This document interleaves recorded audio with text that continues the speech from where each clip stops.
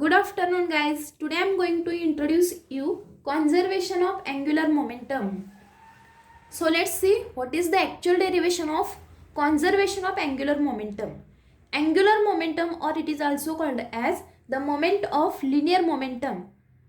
Angular momentum लाच दुसरं नाव काय आहे? The moment of linear momentum of system is given by.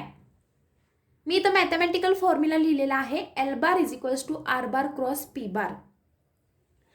Angular momentum हा क्रॉस प्रोडक्ट आहे आर बारचा आणि पी बारचा. यामध्ये पी जे आहे, पीला लिनियर मोमेंटम म्हटलं जातं. पी बार ज्या अर्थी ह्यांच्यावरती ॲरो आहेत त्या अर्थी ह्या तिन्ही व्हेक्टर क्वांटिटी आहेत. ओके, अँग्युलर मोमेंटम ही व्हेक्टर क्वांटिटी आहे, आर ही व्हेक्टर क्वांटिटी आहे आणि पी ही देखील व्हेक्टर क्वांटिटी आहे. What is the formula of P or what we called P? P is called as linear momentum. The formula of linear momentum is given by mass into velocity. Linear momentum कसं represent केलं जातं तर mass into velocity. याचा जो product असेल तर त्याला आपण लिनियर मोमेंटम असं म्हणतो. फॉर एक्झाम्पल, एखादा ऑब्जेक्ट जो आहे त्याला मास काहीतरी आहे एम. हा ऑब्जेक्ट जर मोशनमध्ये आला तर त्याला काय येणार आहे? मास आणि व्हेलॉसिटी ह्या दोन्ही क्वांटिटीज असणार आहेत ज्यावेळी तो मोशनमध्ये असेल तेव्हा. तर त्या मोशनमध्ये असणाऱ्या ह्या ऑब्जेक्टला मोमेंटम असतं आणि ते मोमेंटम किती असतं तर आपण या फॉर्म्युलाचा वापर करून ते मोमेंटम शोधू शकतो. हे झालं लिनियर मोमेंटम. मग इथं आर म्हणजे काय आहे? आरला पोझिशन वेक्टर म्हटलं जातं किंवा रेडियस वेक्टर देखील म्हटलं जातं. मोस्टली पोझिशन वेक्टर असं इथं यूज केलेलं आहे. मग पोझिशन वेक्टर म्हणजे काय? इथं आर म्हणजे काय आहे बघा, position vector. For example, angular momentum ही जी टर्म आहे तर ही टर्म सर्वात आधी रोटेशनल मोशनमध्ये येते. रोटेशनल मोशन म्हणजे कसली मोशन? एक ॲक्सिस असतो आणि त्याच्या भोवती आपली बॉडी काय होत असते? रोटेट होत असते. ओके, ह्या ॲक्सिसच्या भोवती बॉडी काय होत असते? तर रोटेट होत असते. मग ह्या मोशनला आपण काय म्हणायचं आहे? रोटेशनल मोशन असं म्हटलं जातं. मग ह्या ॲक्सिसपासून ती बॉडी कोणत्या तरी ऑर्बिटमध्ये काय होते बघा? मूव्ह होते. हिथून ह्या ॲक्सिसपासून त्या ऑब्जेक्टचं जे डिस्टन्स आहे तर त्याला काय म्हटलं जातं बघा? पोझिशन वेक्टर किंवा रेडियस वेक्टर असं म्हटलं जातं. म्हणजे हा पोझिशन वेक्टर आहे आर बार. या केसमध्ये असं देखील होऊ शकतं की हा ऑब्जेक्ट एकाच सेम सर्क्युलर मोशनमध्ये मूव्ह होईल किंवा तो रेडियस बदलून दुसरं सर्कल क्रिएट करून त्यामध्ये मूव्ह होईल. त्यानुसार हा त्याचा पोझिशन वेक्टर चेंज होणार आहे. ओके, ह्यासाठी पोझिशन वेक्टरची व्हॅल्यू डिफरंट असणार आहे आणि पोझिशन वेक्टरची व्हॅल्यू वाढली तर अँग्युलर मोमेंटमची व्हॅल्यू देखील वाढते. आता आपण जाऊया कॉन्झर्वेशन ऑफ अँग्युलर मोमेंटमकडे. आय होप तुम्हाला ह्या तिन्ही टर्म समजल्यात. Okay, angular momentum, position vector, linear momentum. Derivation लिहिताना आपण स्टेप बाय स्टेप लिहूया. Where R bar is equals to position vector from axis of rotation and P bar is equals to linear momentum. आता काय करायचं आहे बघा, आपल्याला equation number 1ला डिफरन्शिएट करायचं आहे विथ रिस्पेक्ट टू टाईम. मग त्यामुळं आपण ह्याच्यानंतर एक वाक्य लिहूया, differentiating equation number 1 with respect to time. Okay, मी इथं असं लिहिलं, differentiating equation number 1 with respect to time we get. ह्या इक्वेशनचे डेरिव्हेटिव्ह घ्यायचे आहे विथ रिस्पेक्ट टू टी म्हणजे टाईम. बघा डेरिव्हेटिव्ह कशी घेतात तर D by D T with respect to time घ्यायचं असल्यामुळं छेदामध्ये आपण काय लिहितो? डिनॉमिनेटरला डी टी लिहिलं जातं. एलची घ्यायची आहे ना, त्यामुळं आपण काय लिहूया? D L divided by D T असं आपण इथं लिहिलेलं आहे. त्यानंतर बघा D by D T of. आता ह्याला ब्रॅकेट टाकूया आपण. इथं दोन टर्म आहेत आणि जे एकमेकीला काय आहेत? त्या दोन्ही टर्म किंवा फिजिकल क्वांटिटी एकमेकीला मल्टिप्लाय आहेत. Therefore D by D T आपण असं घेऊ इथं आणि काय करूया? R bar cross P bar. इथं आपण डेरिव्हेटिव्ह घेतलेले आहे D L by D T, D by D T R bar cross P bar. आता डेरिव्हेटिव्ह घेतल्यानंतर आपल्याला काय करायचं आहे बघा, तर हा प्रोडक्ट रूल इथं डेरिव्हेटिव्हचा प्रोडक्ट रूल यूज करायचा आहे. D by D T R bar cross P bar. According to the product rule of derivative काय सांगतो आपल्याला तो रूल? पहिली टर्म ॲज इट इज ठेवा, दुसऱ्या टर्मची डेरिव्हेटिव्ह घ्या, प्लस दुसरी टर्म ॲज इट इज ठेवा आणि पहिल्या टर्मची डेरिव्हेटिव्ह घ्या. म्हणजे कसं येणार आहे बघा, ह्यानंतरची step dl by dt is equals to पहिली टर्म तर हीच ठेवा, म्हणजे आर बार तसंच ठेवा, क्रॉस घ्या, मध्ये क्रॉस चिन्ह असल्यामुळे क्रॉस घ्या. वेक्टर रूल्सनुसार आपल्याला जायचं आहे. R bar cross D bar by dt plus काय करायचं, पहिल्या टर्मची डेरिव्हेटिव्ह घ्यायची आणि दुसरी टर्म ॲज इट इज ठेवायची. इझी रूल आहे हा प्रोडक्टचा. पहिली टर्म ॲज इट इज ठेवा, दुसऱ्या टर्मची डेरिव्हेटिव्ह घ्या, प्लस पहिल्या टर्मची डेरिव्हेटिव्ह घ्या, दुसरी टर्म ॲज इट इज ठेवा. ओके, आपण कसं लिहिलेलं आहे बघा, तर ह्यामध्ये आपण ऑर्डरनुसार लिहिलेलं आहे. आपली ऑर्डर आहे अशी घेतलेली आहे आपण इथं. ओके, पहिलं त्यानंतर दुसरी क्वांटिटी अशा ह्याच्यामध्ये आपण इथं लिहिलेलं आहे. नेक्स्ट स्टेप काय करायची आहे बघा, नाव dr by dt. What is mean by dr by dt?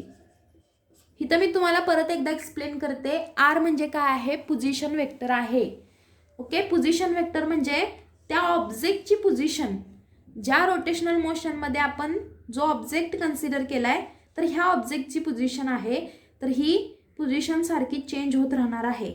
याचा अर्थ काय होणार आहे बघा, हा जसा व्हेक्टर मूव्ह होईल तसं तसं टाईमनुसार त्याची पोझिशन चेंज होईल. याचा अर्थ हा ऑब्जेक्ट जागा बदलतो याचा अर्थ त्याचं डिस्प्लेसमेंट होतं. ओके, डिस्प्लेसमेंट अपॉन टाईम हा फॉर्म्युला कुणाचा असतो, तर एखादं डिस्प्लेसमेंट असेल आणि त्याला डिवायडेड बाय आपण जर टाईम करत असेल तर तो फॉर्म्युला व्हेलॉसिटीचा असतो. ओके, व्हेलॉसिटीचा फॉर्म्युला असतो. त्यामुळे आपण dr बार बाय dt साठी आपण काय लिहू शकतो, v बार असं लिहू शकतो. v म्हणजे व्हेलॉसिटी आहे. सिमिलरली आपण काय लिहू शकतो बघा, dp बाय dt साठी पण लिहू शकतो आपण, अँड किंवा कॉमा द्या. त्यानंतर बघा dp bar by dt is equals to what, according to Newton second law of motion the rate of change of linear momentum is equal to the applied external force. Linear मोमेंटमची जर आपण derivative घेतली with respect to time तर त्याची value कुणा इतकी असते, force इतकी असते. न्यूटनचे मोशनचे 3 लॉ आहेत, त्यामधला हा दुसरा लॉ आहे. dp bar by dt is equals to काय आलं, एफ आलं. ह्यामध्ये आपण अजून एक्स्ट्रा काय लिहिणार आहे बघा, तर p ची व्हॅल्यू लिहिणार आहे. p इज इक्वल्स टू काय असतं, linear momentum and it is a product of mass into velocity. या व्हॅल्यू आपल्याला ह्या इक्वेशन नंबर 2 मध्ये सबस्टिट्यूट करायचे आहेत. सो मी असं म्हटलं, substituting all values in equation number 2. Equation number 2 मध्ये आपण ह्या पूर्ण व्हॅल्यू काय करूया, सबस्टिट्यूट करूया. dl by dt as it is राहील. Okay, dl bar by dt. Okay, angular momentum पण वेक्टर क्वांटिटी आहे. त्यानंतर बघा R bar as it is येईल, क्रॉस dp बार बाय dtच्या ठिकाणी आपण काय लिहिणार आहे, एफ बार. फोर्स ही वेक्टर क्वांटिटी आहे, R bar cross F bar. मध्ये साइन काय आहे, प्लस आहे. Okay, plus as it is लिहिलं मी.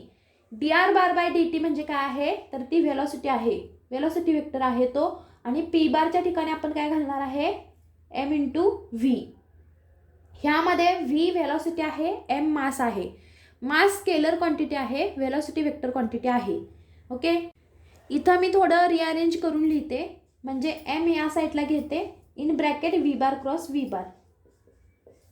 स्केलर अँड व्हेक्टर याविषयी आपण 11वीमध्ये शिकलेलो आहोत.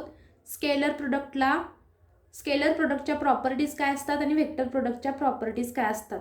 व्हेक्टर प्रोडक्टलाच आपण क्रॉस प्रोडक्ट म्हणतो आणि सेम फिजिकल क्वांटिटीचा व्हेक्टर प्रोडक्ट 0 असतो. इथं v आणि v दोन्हीही व्हेलॉसिटी आहेत. ओके, सेम फिजिकल क्वांटिटीचा वेक्टर प्रोडक्ट काय असतो, 0 असतो. म्हणजे v bar cross v bar ह्याची व्हॅल्यू काय असणार आहे, 0 असणार आहे. का, कारण की according to property of vector प्रोडक्टची ही प्रॉपर्टी आहे. त्यामुळे काय होणार बघा, dl बार अपॉन dt ही पूर्ण टर्म 0 होईल. फक्त इथं काय राहणार आहे, R bar cross F bar. काय राहणार आहे बघा, R bar cross F bar. पण R bar cross F bar हा कुणाचा फॉर्म्युला आहे, तर हा टॉर्कचा फॉर्म्युला आहे. टॉर्क आपण कशाने लिहितो, तर टो या लेटरनं आपण टॉर्क रिप्रेझेंट करतो. म्हणजेच मी इज इक्वल टू करून काय लिहू शकते, टो बार. टॉर्कला ह्याला टॉर्क म्हटलं जातं किंवा ह्याला दुसरं नाव काय आहे बघा, moment of force. Moment of force किंवा टॉर्क असं ह्याला म्हणतात. हा फोर्स आहे जो काय होतो, रोटेशनल मोशनमध्ये येतो. मी तुम्हाला ह्या आधी एक्झाम्पल सांगितलेलं आहे आधीच्या व्हिडिओमध्ये टॉर्कच्या एक्सप्रेशनमध्ये. परत एकदा तुम्हाला मी ह्यावरती एक्झाम्पल सांगते. जे आपल्या घराला डोअर असतं, तर हे जे डोअर आहे तर हे आपण ओपन आणि क्लोज करताना कुठल्या तरी एका पॉईंटला पकडतो. मग पकडल्यानंतर काय होतं बघा, तर हा दरवाजा एकतर आपण बंद करणार आहे किंवा ओपन करणार आहे, पुश करणार आहे किंवा पुल करणार आहे. मग ह्यावेळी आपल्याला ह्यावरती काय करावा लागतो, फोर्स अप्लाय करावा लागतो. पण हा जो डोअर आहे हा एका ठराविक ॲक्सिसपासून काय होतो, मूव्ह होतो. इथं हा डोअर आपण फिक्स केलेला असतो. म्हणजे हा त्याचा काय आहे, ॲक्सिस ऑफ रोटेशन आहे. ह्या ॲक्सिसपासून हा दरवाजा आपला काय होतो, मूव्ह होत असतो. हिथून हिथलं जे अंतर आहे, म्हणजे ह्या ॲक्सिसपासून जिथं आपण फोर्स लावलाय ते जे अंतर आहे तर त्याला आर म्हणायचं. म्हणजेच पोझिशन वेक्टर म्हणा, मोमेंट ऑफ आर्म म्हणा. ओके, मोमेंट ऑफ आर्म असं यूज केलं जातं टॉर्कच्या केसमध्ये.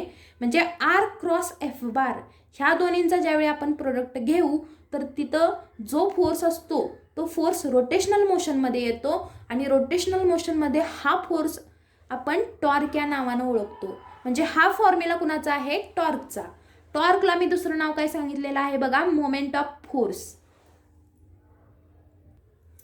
ओके, इथं आपण काय म्हटलं बघा, but R bar cross F bar is equals to tau bar or moment of force or torque. Tau bar is equals to DL bar upon DT. हे इक्वेशन आपण असं शोधून काढलं, tau bar is equals to DL bar upon DT. आता आपल्याला conservation of angular momentum म्हणजे नक्की काय हे पाहायचं आहे किंवा त्याचं स्टेटमेंट काय येतं ते आपण ह्या इक्वेशन वरून सांगणार आहे. Tau bar is equals to DL bar upon DT. L bar is equals to constant. Then what is the principle of conservation of angular momentum? Hence angular momentum L bar is conserved in the absence of external unbalanced torque. ज्यावेळी external unbalanced torque 0 असतो, absence याचा अर्थ तिथं present नाही. Okay, टो बारची value ज्यावेळी 0 असते त्यावेळी आपला अँग्युलर मोमेंटम कॉन्झर्वड होतं. असे प्रश्न तुम्हाला ह्यावरती भरपूर तयार होतात. म्हणजे तुम्हाला डेरिवेशन विचारू शकतात. मल्टिपल चॉईससाठी क्वेश्चन असा विचारला जाऊ शकतो की angular momentum L bar is conserved when dot dot dot. तिथं तुम्हाला अशा कंडिशन्स दिल्या जातील, ऑप्शन्स दिले जातील. मग तुम्हाला हे लक्षात ठेवायचे आहे, tau bar is equals to 0 और DL bar upon DT is equals to 0. ज्यावेळी ह्यांची व्हॅल्यू 0 असेल त्यावेळी अँग्युलर मोमेंटम कसं असणार आहे बघा, कॉन्झर्वड असणार आहे. किंवा एका वाक्यात तुम्हाला उत्तर लिहा यासाठी प्रश्न विचारला जाऊ शकतो जो की सेक्शन ए मध्ये येतो. Okay, when angular momentum is conserved. तर तुम्हाला तिथं लिहिता आलं पाहिजे, when the value of torque is 0 or in the absence of external unbalanced torque angular momentum L bar is कॉन्झर्वड.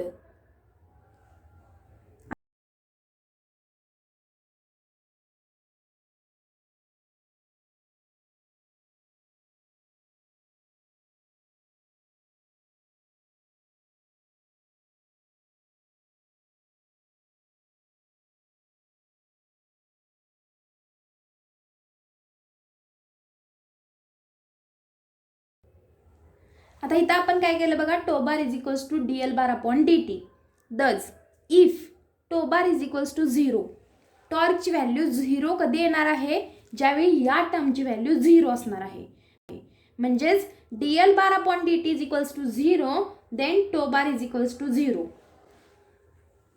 Physics शिकताना थोडंफार मॅथची गरज आपल्याला असते, because mathematics is the backbone of physics. त्यामुळे तुम्ही काय करा, डेरिव्हेटिव्ह असेल, इंटिग्रेशन असेल तर त्याचे रूल्स काय येतात ते आधी बघा, मग तुम्हाला फिजिक्स अवघड वाटणार नाही. मग त्यामध्ये डेरिव्हेटिव्हचे काही रूल आहेत.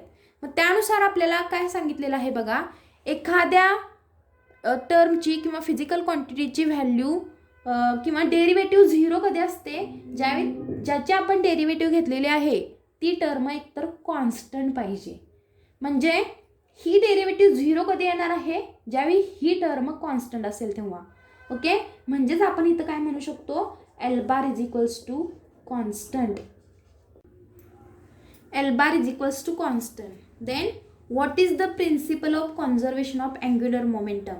Hence angular momentum L bar is conserved in the absence of external unbalanced torque. ज्यावेळी एक्सटर्नल अनबॅलन्स्ड टॉर्क 0 असतो, अब्सेन्स याचा अर्थ तिथं प्रेझेंट नाही. ओके, टो बारची व्हॅल्यू ज्यावेळी 0 असते त्यावेळी आपलं अँग्युलर मोमेंटम कॉन्झर्वड होतं. असे प्रश्न तुम्हाला ह्यावरती भरपूर तयार होतात. म्हणजे तुम्हाला डेरिव्हेशन विचारू शकतात. मल्टिपल चॉईससाठी क्वेश्चन असा विचारला जाऊ शकतो की angular momentum L bar is conserved when dot dot dot. तिथं तुम्हाला अशा कंडिशन्स दिल्या जातील, ऑप्शन्स दिले जातील. मग तुम्हाला हे लक्षात ठेवायचे आहे, tau bar is equals to 0 और D L bar upon D T is equals to 0. ज्यावेळी ह्यांची व्हॅल्यू 0 असेल त्यावेळी अँग्युलर मोमेंटम कसं असणार आहे बघा, कॉन्झर्वड असणार आहे. किंवा एका वाक्यात तुम्हाला उत्तर लिहा यासाठी प्रश्न विचारला जाऊ शकतो, जो की सेक्शन ए मध्ये येतो. Okay, when angular momentum is conserved, तर तुम्हाला तिथं लिहिता आलं पाहिजे, when the value of torque is 0 or in the absence of external unbalanced torque angular momentum L bar is कॉन्झर्वड.